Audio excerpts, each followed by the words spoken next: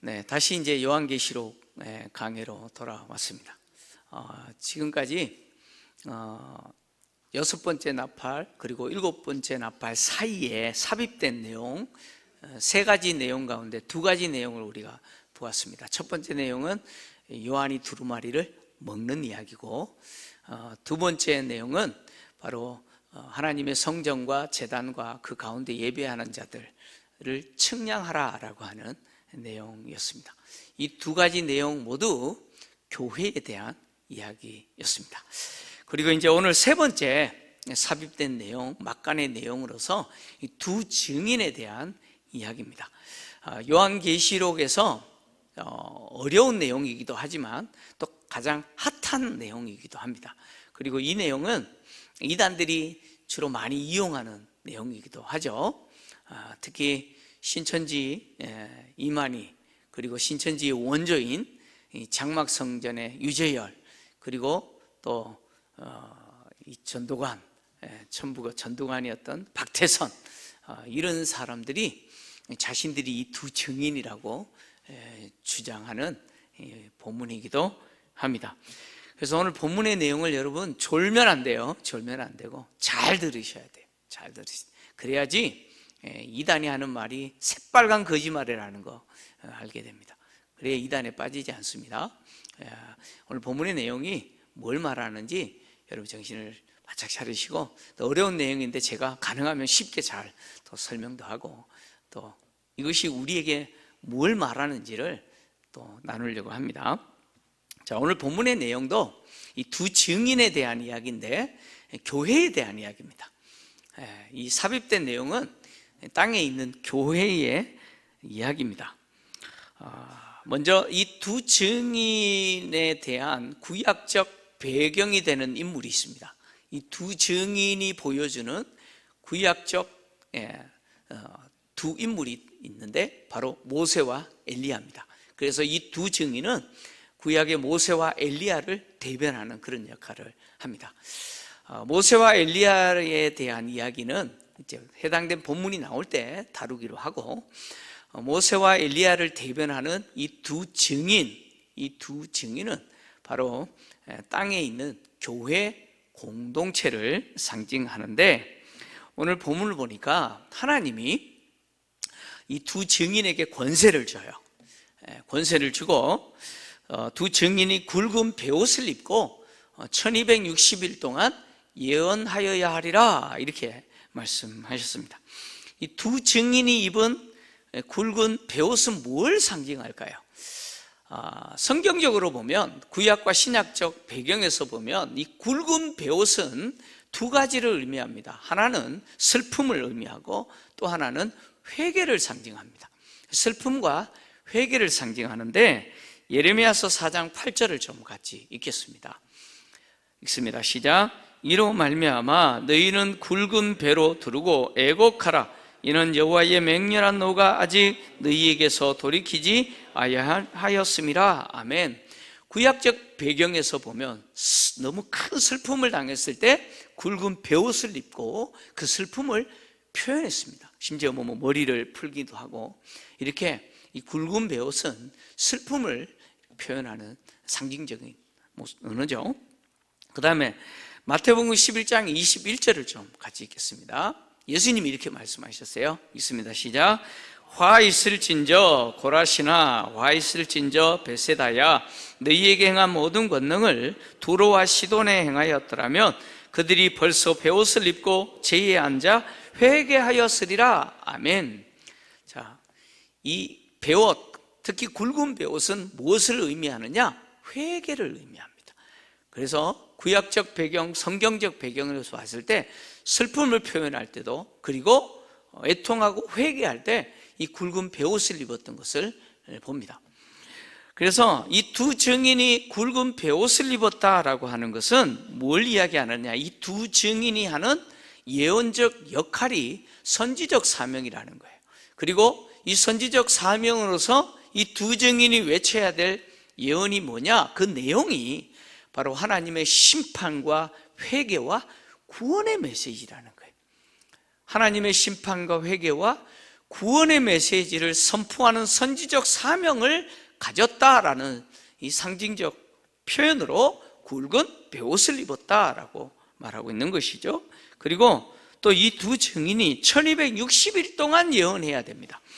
여러분, 1260일은 무엇과 같은 기간이냐면 한때, 두때, 반때와 같은 기간이고 42달과 같은 기간입니다.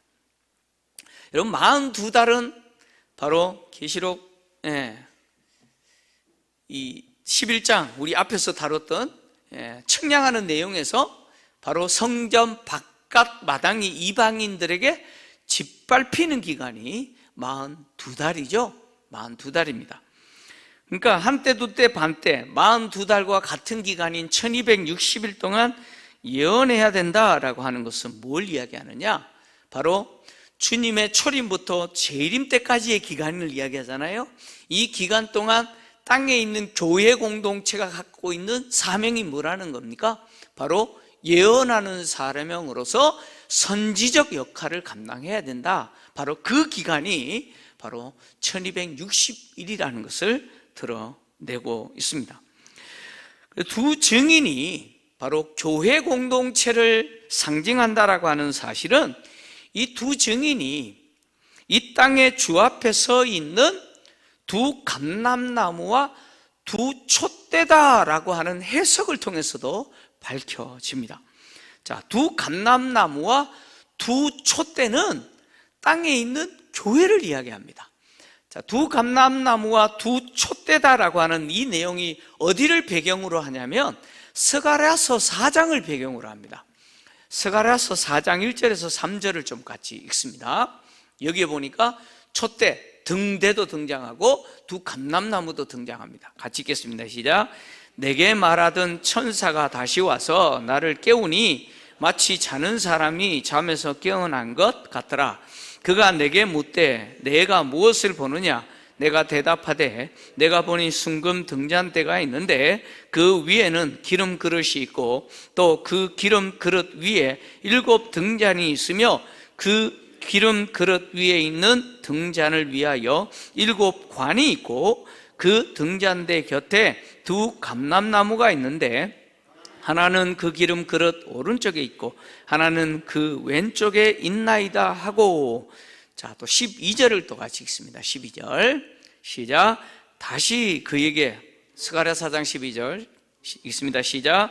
다시 그에게 물어 이르되 금 그릇을 흘리는 두 금관 옆에 있는 이 감람나무 두 가지는 무슨 뜻이니까 하니, 또 14절을 읽습니다. 14절 스가랴 4장 14절 시작.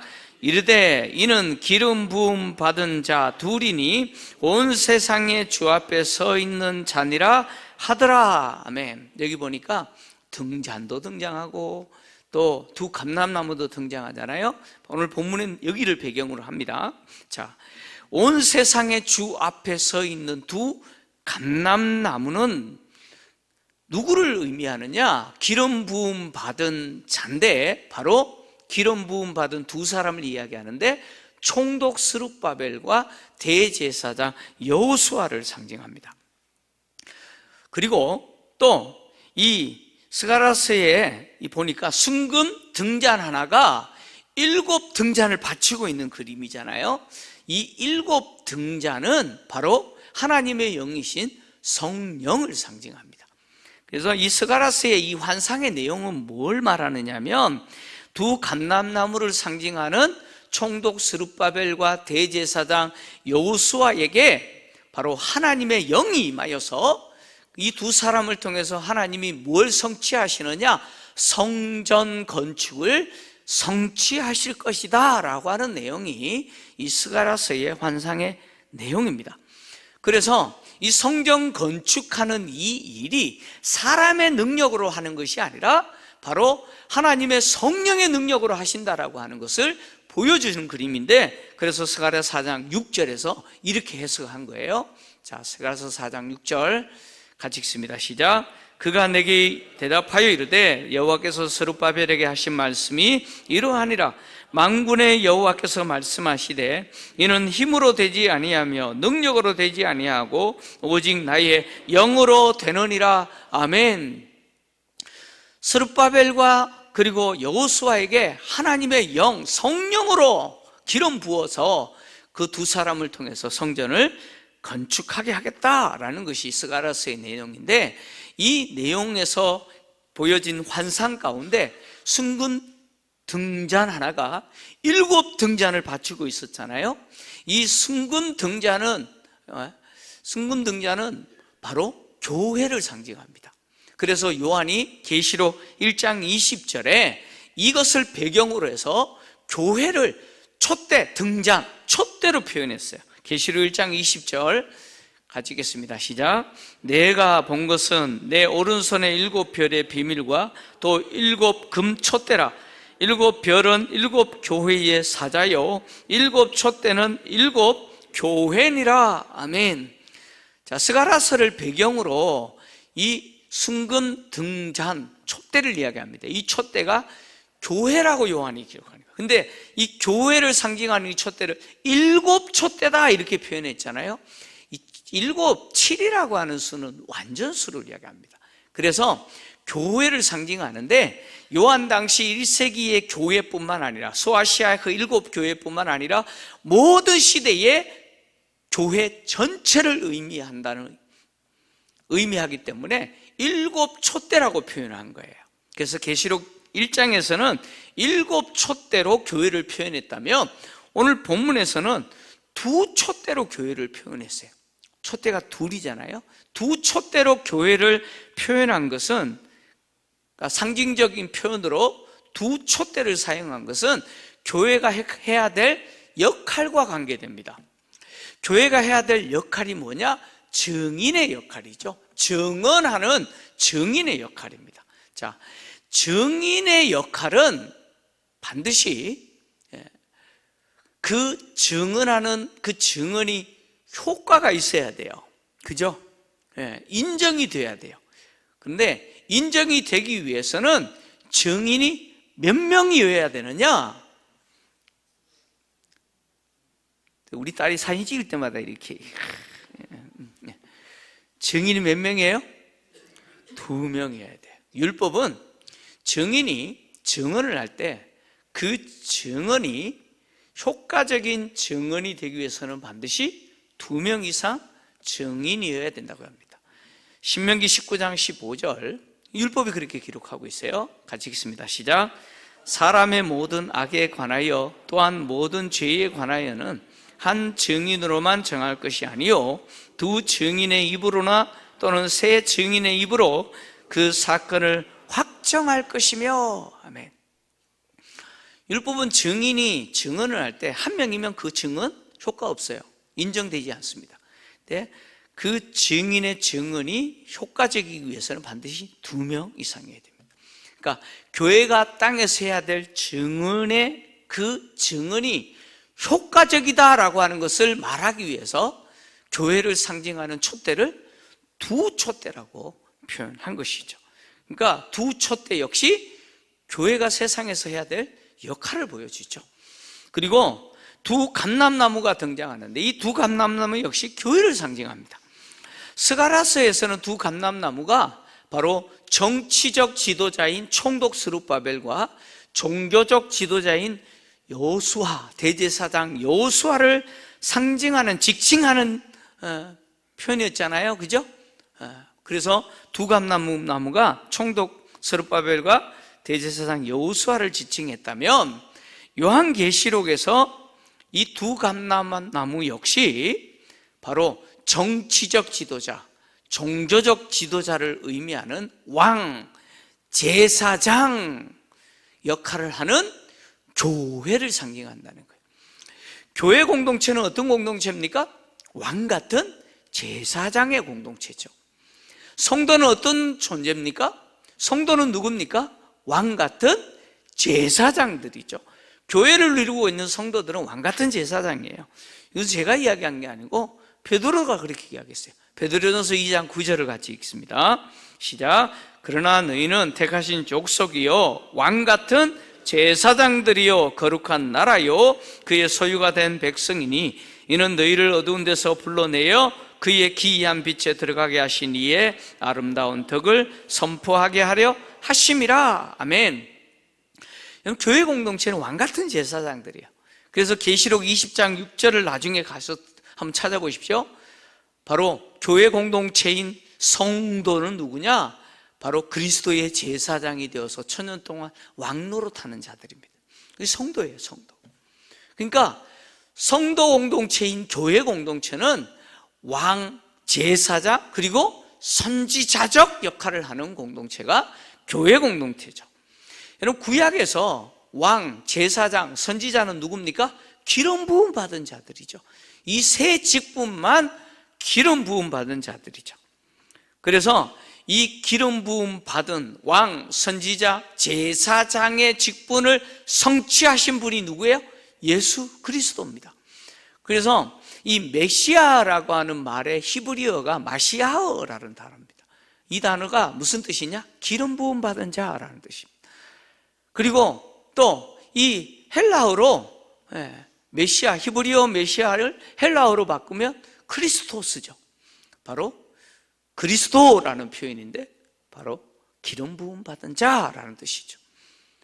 그래서 왕, 선지자, 제사장의 직분을 온전하게 성취하신 분이 예수 그리스도이기 때문에 예수 그리스도를 메시아, 그리스도라고 칭하는 것이죠.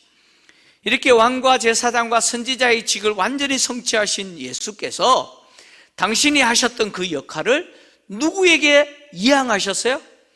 교회에 이양하셨다는 거예요. 그래서 요한이 두루마리를 먹는 이야기는 뭐예요? 바로 예수님이 하셨던 그 사역을 교회가 이어받아서 하는 것을 이야기합니다. 그래서 교회는 왕같은 제사장들이죠. 그리고 선지자적 사명을 감당하는 공동체가 교회입니다. 바로 이 교회의 모습을 오늘 두 감람나무로 표현하고 있는 것이죠.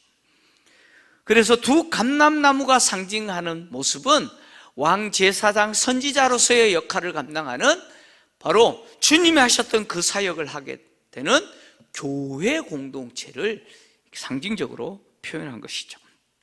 스가랴서에서 두 증인, 특히 두 감람나무인 총독 스룹바벨과 대제사장 여호수아가 하나님 앞에서 기름 부음 받은 자로서 그들에게 성령으로 기름을 부으시고 하나님이 그들에게 맡기신 사명, 성전을 건축하는 일을 마무리해야 하듯이 땅에 세워진 교회 공동체 역시 하나님이 그들에게 주신 사명을 감당하게 하시기 위해서 하나님이 뭘 부어주세요?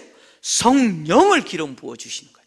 그래서 성령으로 기름 부어주셔서 교회로 하여금 증인의 사명을 감당하게 하시는 분이 누구예요? 바로 하나님이시라는 거예요. 그래서 요한계시록 5장에서 요한은 성령을 어떻게 표현했냐면 온 세상에 보냄받은 하나님의 일곱 영이라고 표현했죠. 계시록 5장 6절입니다. 제가 읽어드립니다. 내가 또 보니 보호자와 네 생물과 장로들 사이에 한 어린 양이 서 있는데 일찍이 죽임을 당한 것 같더라. 그에게 일곱 뿔과 일곱 눈이 있으니 이 눈들은 온 땅에 보내심을 받은 하나님의 일곱 영이더라 라고 이야기합니다. 성령은 완전하신 영일 뿐만 아니라 교회로 하여금 하나님이 증언하게 하시는 그 증인으로서 역할, 주님 오실 때까지 세상에서 예언하여야 하리라 라고 하는 이 사명 감당하도록 성령을 부어주시고 그 역할을 하게 하시죠. 그래서 교회는 성령 충만한 공동체로서 하나님이 복음을 전하는 공동체로 세우셨는데 이 교회 공동체는요 누구 앞에 있느냐? 하나님 앞에 있어요. 그래서 오늘 여기 보니까 두 증인이 서 있는 곳이 어디예요? 이 땅에 주 앞에 서 있다고 이야기합니다. 이 땅의 주아 바로 하나님이시죠. 고대 세계에서 사람들은 각각의 땅의 주인이 있어요. 고대 세계 사람들에게 있어서 이 땅의 주는 누구냐? 각 민족이 섬기는 우상들이죠. 고대 근동 자료인 우가리트 문헌이라고 있어요. 우가리트 문헌에 보면 이 땅의 주가 누구냐? 바알이라고 기록해 두고 있습니다. 바알이 땅의 주인이라는 거예요. 왜 바알이 땅의 주인이냐? 그 시대 사람들 세계관에서 땅을 풍요롭게 하는 존재가 누구냐? 바알이라고 생각한 거예요. 그래서 바알이 하늘에서 비를 내려서 땅을 풍요롭게 하고 그것을 인간이 누린다라고 생각했기 때문에 땅의 주는 누구냐? 바알이라고 생각한 거예요. 로마가 지배했던 세상에서 사람들의 세계관에서 땅의 주는 누굴까요? 로마가 지배하는 세상에서 사람들에게 있어서 땅의 주는 누구라고 생각했을까요? 바로 황제였습니다. 황제가 땅의 주라고 생각했어요. 왜냐하면 황제가 땅을 풍요롭게 하고 인간으로 하여금 누리게 한다라고 생각했기 때문에 그렇습니다. 그러나 오늘 요한은 땅의 주는 누구냐? 황제도 아니고 바알도 아니고 민족들이 숭배하는 그 수많은 우상들이 아니라 땅의 주는 누굽니까? 오직 예수 그리스도, 하나님만이 땅의 주인이시다라고 이렇게 단호하게 선언하는 것이죠.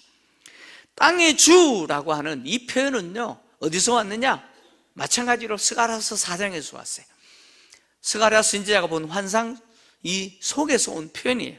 스가랴서 4장 14절을 좀 봅시다. 두 증인이죠. 두 감람나무가 서 있는 모습 속에서 나온 표현인데 같이 읽습니다. 시작. 이르되 이는 기름 부음 받은 자 둘이니 온 세상의 주 앞에 서 있는 자니라 하더라. 아멘. 여기 보니까 온 세상의 주라는 표현이 등장하죠. 땅의 주라는 표현과 같은 표현이에요. 그러니까 두 감람나무가 서 있는 대상이 누굽니까? 온 세상의 주고 오늘 본문에서는 땅의 주입니다. 바로 하나님이시죠. 하나님이 온 세상의 주인이신 이유가 뭡니까? 바로 하나님이 이 모든 피조 세계를 창조하신 주인이시기 때문에. 그래서 우리가 계시록 10장에서 이미 우리가 보았던 것처럼 열린 두루마리를 들고 있는 힘센 천사가 오른손을 들고 맹세했던 대상이 누구십니까? 바로 이 땅의 주이신 하나님이시죠. 그래서 맹세했던 그 하나님을 어떻게 표현했느냐? 세세토록 살아계신 분, 그리고 하늘과 그 가운데 있는 물건들이며 땅과 그 가운데 있는 물건들이며 바다와 그 가운데 있는 물건들을 창조하시니 라고 표현한 거죠. 하나님이 바로 온 세상의 주인이시고 땅의 주인이신 줄 믿습니다. 교회 공동체는 바로 이 온 세상의 주인 대신 그 하나님 앞에 있는 존재라는 거예요. 두 증인이 하나님 앞에 있는 존재로서 하나님이 그들에게 성령으로 기름 부으시고 성전 건축하는 사명을 감당하게 하셨던 것처럼 땅에 있는 교회 공동체도 하나님 앞에 있는 공동체로서 하나님이 성령으로 기름 부으시고 예언하는 복음을 외치는 사명을 감당하게 하신다는 것이죠. 하나님은 교회 공동체를 세상에 보내시고 세상 속에서 바로 하나님의 복음을 외침으로 뭘 이루시느냐? 하나님의 나라를 성취하는 공동체로 삼으셨다는 거예요. 그래서 교회 공동체는 많은 백성들과 그리고 나라와 방언과 임금들에게 뭘 해야 돼요? 복음을 외쳐야 돼요. 예언해야 됩니다. 이것이 교회가 감당해야 될 사명이라는 거예요. 사명이라는 거예요. 간혹 우리가 살다 보면 너무 힘든 시간들을 보낼 때 그런 생각할 때가 있어요. 하나님은 멀리 계신 분, 하나님은 멀리 계신 분으로 느껴질 때가 있어요. 근데 하나님은 멀리 계신 분이 아니에요. 하나님은 우리와 함께 하신 분이에요. 믿으십니까? 하나님은 우리와 함께 하신 분이고 나와 함께 하시는 분이에요. 교회와 성도들과 함께 계시고 또 교회와 성도는 그 하나님 앞에서 증인의 역할을 하는 공동체요, 성도죠. 열왕기 하 6장을 보면 북이스라엘 왕 여호람 때에 아람 왕이 북이스라엘을 침공하려고 계획을 다 세우고 실행을 하면 그때마다 어떻게 알았는지 북이스라엘 왕이 대비를 다 하네. 그래가지고 아람 왕이 우리 중에 첩자가 있다 찾아내라 했더니 신하가 하는 말이 아닙니다. 우리에게 첩자가 있는 게 아니고 저기 북이스라엘에는 엘리사라고 하는 선지자가 있는데 그는 왕이 침실에서 비밀스럽게 이야기하는 것도 다 알고 이스라엘 왕에게 다 알려버립니다. 그래가지고 이 아람 왕이요, 그 엘리야라는 놈 잡아라 그래가지고 어디 있느냐 그랬더니 도단에 있습니다. 그래가지고 군대를 도단 보내가지고 도단성을 에워쌌어요. 아침에 일어나 보니까 엘리사의 종이죠. 종 일어나서 보니까 아람 군대가 빽빽하게 이 도단성을 에워싼 거예요. 큰일 났어요. 그래가지고 이 엘리사의 종이 뭐라고 엘리사를 뭐 급하게 깨웠겠죠. 깨우면서 하는 말이 내 주여 어찌하리이까.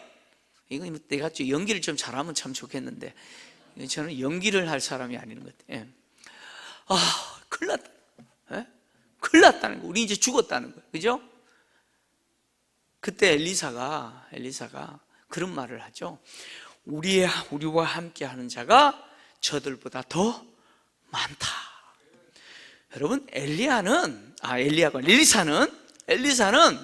영적인 눈이 열려서 아람 군대를 보는 것이 아니라 뭘 봐요? 자기와 함께하는 하나님의 군대를 보는 거예요. 그래서 엘리사가 하나님께 기도하면서 저 종의 눈을 열어달라고 기도해요. 종의 눈을 열어달라고 기도했더니 종의 눈이 열려버렸어요. 종의 눈이 열렸는데요, 세상에나 불과 말들과 병거들이 산에 가득해요.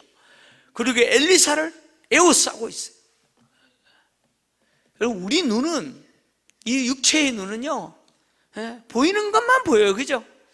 그래서 영적인 것을 보지 못하기 때문에 하나님을 보지 못해요. 우리와 함께 하신 하나님을 못 봐요. 우리가 하나님 앞에 있다는 거 안 보여요. 그래서 하나님 어디 계십니까? 라고 말하기도 하고, 하나님 멀리 계신 것 같다라고 우리 그렇게 느끼기도 하는 겁니다. 근데요, 하나님은 우리와 함께 하시죠. 우리는 하나님 앞에 있는 공동체예요. 교회는 하나님 앞에 있어요. 하나님 앞에서 하나님이 부어주시는 성령의 충만함으로 증인의 역할을 감당하는 공동체가 교회 공동체죠. 하나님은 교회로 하여금 증인의 역할을 충성스럽게 감당하도록 하시기 위해서 뭘 부어주세요? 성령으로 기름 부어주시는 거예요. 예수를 십자가에 못 박아 죽인 사내들인 공회가 베드로와 요한이 성전으로 들어가다가 미문에서 나면서부터 걷지 못하는 그 장애인을 고쳤어요. 나사렛 예수 이름으로 일어나 걸어라 라고 고쳐버렸어요. 그랬더니 이 사건 때문에요, 베드로가 설교했더니 하루에 얼마요? 5,000명이 회개하고 예수 믿어요. 5,000명이.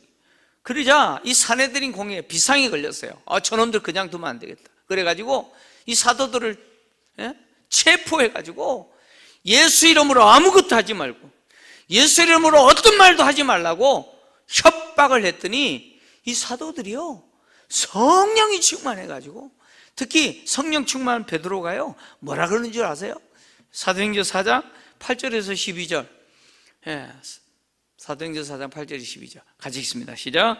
이에 베드로가 성령이 충만하여 이르되 백성의 관리들과 장로들아, 만일 병자에게 행한 착한 일에 대하여 이 사람이 어떻게 구원을 받았느냐고 오늘 우리에게 질문한다면 너희와 모든 이스라엘 백성들은 알라.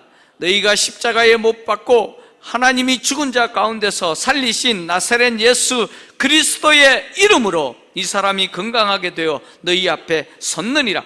이 예수는 너희 건축자들의 버린 돌로서 집 모퉁이의 머릿돌이 되었느니라. 다른 이로서는 구원을 받을 수 없나니 천하 사람 중에 구원을 받을 만한 다른 이름을 우리에게 주신 일이 없음이라 하였더라. 아멘. 여러분, 성령이 충만한 베드로가 이렇게 말해요. 사내들인 공회가요, 예수 이름으로 아무것도 하지 마라, 예수 이름으로 어떤 말 말도 하지 마라. 한마디로 무슨 이야기입니까? 증인 역할 하지 마. 증인 역할 하면 너 죽어. 이 이야기예요. 증인 역할 하지 말라는 거예요. 그럼에도 불구하고 성령 충만한 이 사도들 베드로는 다른 이름으로서는 구원을 얻을 수 없나니 천하에 구원을 얻을 다른 이름을 주신 일이 없느니라. 오직 예수 그리스도, 너희들이 십자가에 못 박아 죽였고 하나님이 죽은 자 가운데서 다시 살리신 나사렛 예수 그리스도의 이름으로 이 사람이 구원을 얻었다. 이 사람이 나음을 얻었다. 예수 외에는 구원자가 없다라고 단호하게 증인으로서 역할을 감당했어요. 여러분, 사도들이 풀려났을 때 사도들을 위해서 교회가 열심히 기도했는데 그 교회에 다시 성령의 충만에 임하여서 교회가 담대하게 복음을 외쳤어요. 사도행전 4장 31절 같이 읽습니다. 시작. 빌기를 다음에 모인 곳이 진동하더니 무리가 다 성령이 충만하여 담대히 하나님의 말씀을 전하니라. 아멘. 여러분, 세상은 우리가 증인 역할을 하는 거 싫어해요. 여러분, 회사 다니는 분들 아시잖아요. 예수 믿는 티 내고 다니는 거 좋아해요? 좋아합니까? 싫어해요.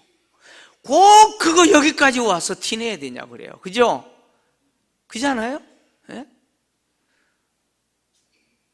여러분, 세상은 우리가 증인 역할을 하는 걸 원하지 않습니다. 그럼에도 불구하고 우리가 해야 될 역할이 바로 증인의 역할이죠.